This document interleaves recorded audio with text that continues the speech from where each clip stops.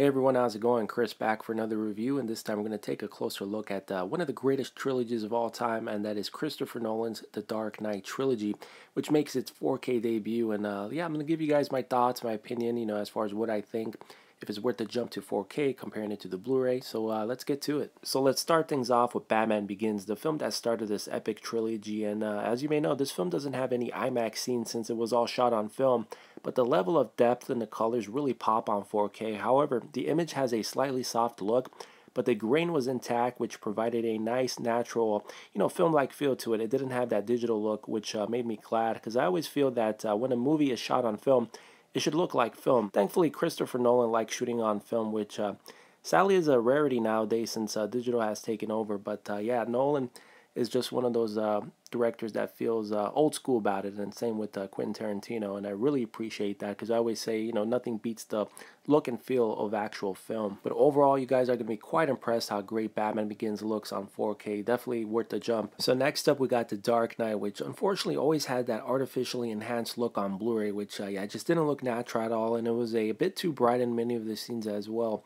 But this 4K release now has more of a natural look with slightly muted colors, but well balanced in terms of black levels and skin tones.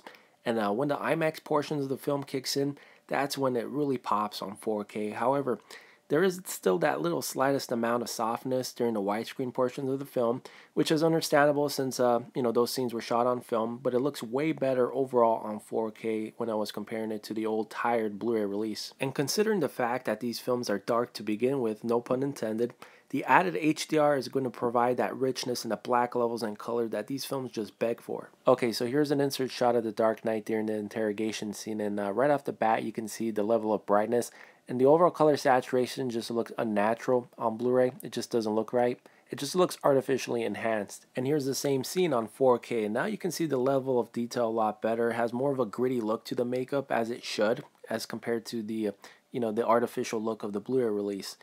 So yeah, I'm quite impressed how this looks on 4K. And man, what a performance by Heath Ledger as a Joker in this film, and in my opinion is the best villain of all time, no question about it. And considering the fact that Heath was this, humble and nice guy in real life, and for him to do a whole 360 on us to become this villain is just absolutely surreal, because it just felt like I'm watching an actual person. It didn't feel like I'm watching an actor or a movie itself. And yeah, the guy was just a complete genius. And next up, I'm going to show you guys a couple insert shots of the IMAX sequences, comparing it to the 4K release. So, of course, this is from The Dark Knight once again. And this one is the Blu-ray image. And here's the same scene from the 4K disc. Colors, of course, are going to be slightly muted. It's not going to be as bright comparing it to the Blu-ray, but it's just going to look more natural to the eye. And honestly, it just looks more appealing to me on 4K. And yeah, sharpness is excellent too. And for the final film in this epic trilogy, The Dark Knight Rises, which in my opinion looks the best in terms of picture. And obviously there has been some advancements with the camera during that 4-year gap between part 2 and 3.